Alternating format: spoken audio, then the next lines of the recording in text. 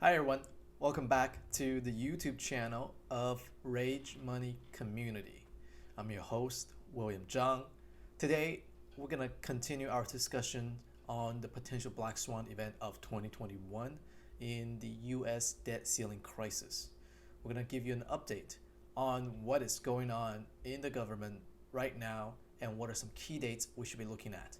And I'm going to throw in my hypothesis and the research that I've been doing and in order to calculate or in order to plan for a position that I think would be the best play, at least for my portfolio, in order to capture this potential Black Swan event. And obviously, Black Swans are hard to spot and hard to predict. You never know the extent of its impact until after the fact. So, here are some strategies that I'm gonna try to teach you, or in this case, try to show you in order for you to come up with your own plan and your own strategy. And let's have fun Black Swan hunting. So, I want to talk about ever since our last video posted on September 4th on the potential Black Swan event of the US debt ceiling crisis, we really saw an uptick in mainstream media writing about the debt ceiling crisis. And it's super interesting. You can see the Google trends here. People start really researching about that trend in this past week. And we were ahead of it by, like, say, conservatively put 1 week, 2 weeks, 3 weeks. So let's just say 2.5 weeks. So I just want to highlight that if you want to get ahead of the mainstream investors, the mainstream media on these sort of potential Black Swan events and that have like high impact, you should really subscribe to this channel and listen to our analysis on what could potentially happen and how you can position your investments in order to really capitalize on those opportunities. And now let's look at the chart. So I am a big believer that everything that people talk about are actually play a part in the market because the market is efficient. You have investors who look at only fundamentals. You have investors who only look at news. You have investors who only look at technicals, momentums, all sort of things. And that's what makes the market. The market consists of all sorts of investors, and all of them place their money in order to make money out of the market. And that's how, in that way, if we look at the market from that perspective, then we really need to understand everything a little bit just so we can apply that analytic framework to make the best investment decisions, or speculation decisions for ourselves. So the SP 500 really saw an uptrend since the COVID downtrend that happened in March of 2020, and it has really made consistent uptrend and has really not had a breakdown below the 100-day moving average. And you can see that it bounces really nicely over the 50-day moving average and really just buying it back up. If you bought every dip, dip 1, dip 2, dip 3, dip 4, dip 5, dip 6, 7, 8, 9, or 8-ish, you still be positive, right? You'll be making a ton of money. But there's always a day where the dip buying doesn't work. Dip buying, it works until it doesn't. And our goal is to recognize that now there is a change in trend. And from the technical perspective, the uptrend has been broken on the SP 500. This is the E-mini S&P futures, which is where the most liquid markets are. So you can see that there is a breakdown below the 200-day, or let's apply it to 100-day. Instead of a 200-day, we can apply it to 100-day. And you can see that it dipped below the 50-day moving average and it bounced off the 100-day moving average. Now it's trying to catch up and break this uptrend again. And that's why I want to make this video today, because it's so important to watch the market price action this upcoming week and see if the SP 500, the buyers come in, the sellers go away, the bulls really take over and just reclimb this 50-day moving average and and catch up with the trend again and then make new highs. So, but with the political situations right now on in Congress, you got the Democrats really pushing for a vote on they passed the infrastructure bill and they passed the bill to raise the debt ceiling in the House, and they're looking to vote on it in the Senate next coming week. And that those are the key days I'm looking at. The Monday, whether the Senate is going to pass the infrastructure bill or whether they're going to pass the debt ceiling bill.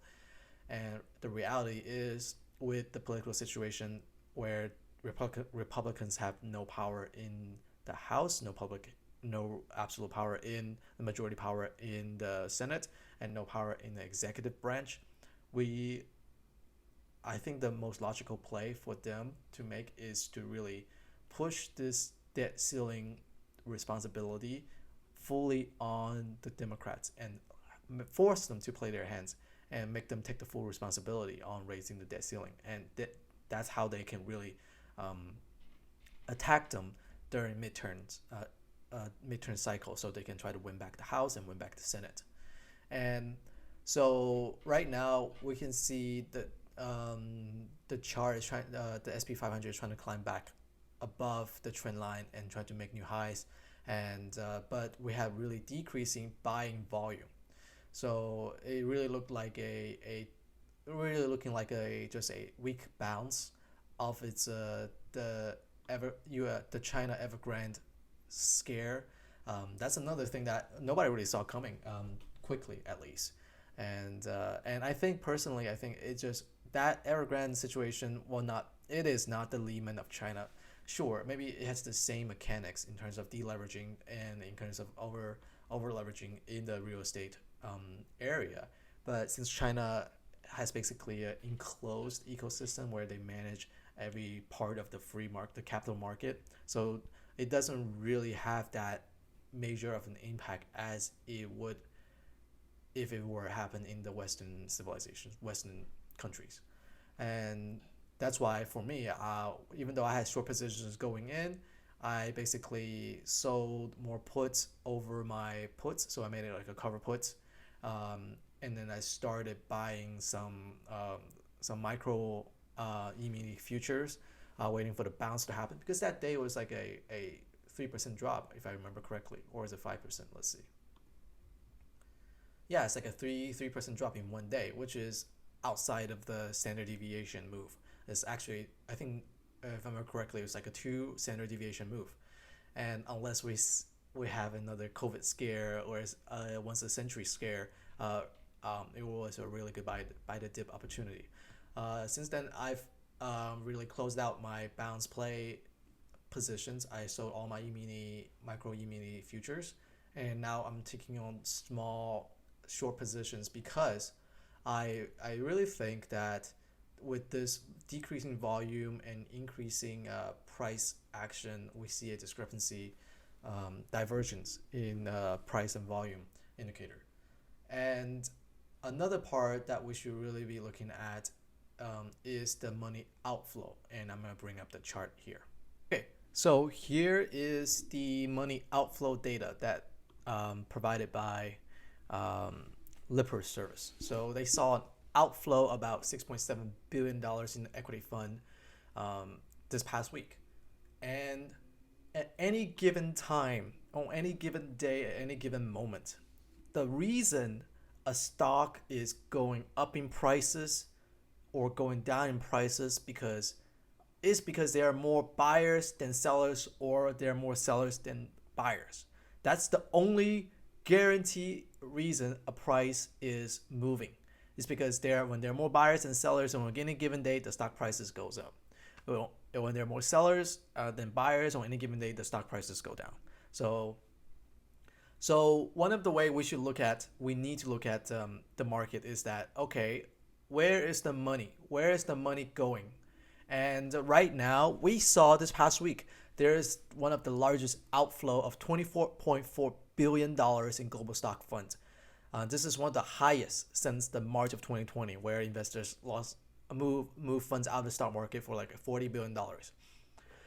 So right now, and personally, I'm of the opinion that this is a beginning of where you got people who are up 20% of the 20 of the year selling their shares. We got people who are up since 2020 is selling their shares, taking profit because there are some major obstacles, major headwinds in the market, and things like the Evergrande situation really scared the crap out of investors. And things like the debt ceiling crisis really is a headwind in the market. Now, in order to be a successful black swan trader, you the whole point is to bet small. When you lose small, but when you win big. And one way to do that is to buy things on the cheap. And one way to buy things on the cheap is that people don't believe of it happening. So another indicator I'm looking at right now is the social sentiment. How many people who are watching the debt ceiling event unfold really believe in it happening? And one of the situation, one of the platforms I go to is Reddit. And on our investing, there's a post posted 2 days ago with about 700 people liking it. So this probably got viewed by at least like what 2,000 people. And the whole point of the post is that is the market really pricing in the risk of U.S. default in October. So never in the history of modern day economics has the United States defaulted on its obligations to pay investor or to pay creditors, to pay bondholders back. And here are some of the comments. The U.S. can't default, at least not in the traditional sense. So no. And this guy, Big Language 5755357 says no. And can you underestimate 0%? So these are the major sentiment we're looking at. Low, the U.S. does not default. We go through this FUD every year. It's political, and debt ceiling is an inside joke. So in situations like these, I just love being a contrarian and bet against the majority of the market. And that's really where the money is. You got to be a contrarian to lose small and potentially win big. Sure, you might lose a little more in terms of number of occurrences, but when you win big. And I like those plays. And those are the plays I'm looking into. And default will never happen. I kind of hope this market dips out of fear. Buy the effing dip. Yeah, okay. So now the social sentiment gives me the indicator that nobody believes in the default. And that's why everything is relatively cheap. And one thing that I am looking at right now is this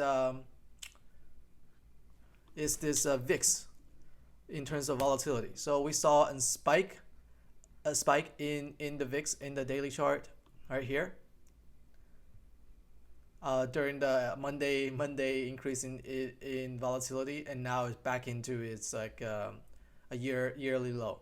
So right now it's a good place for me to really start and initiate my short positions on SPY and the Qs, so I can capture a most return on my speculation bet. And I think in this video we've covered enough from a news perspective, where the political situation where everything is at for the Democrats and the Republicans. We cover from a technical perspective what the chart is looking like on the SP 500, where it just broke down its trend and now it's trying to climb back up in the trend. And we looked at the volatility point of view, where is everything cheap enough to really initiate a position that can really capture a black swan event downfall. And we also look in the social indicators on Reddit to see what are the investor sentiments and is it a good time to bet against majority of investors. And I think those are giving me signs that it is probably a good bet, maybe allocating like a certain percentage of my portfolio going for that black swan event.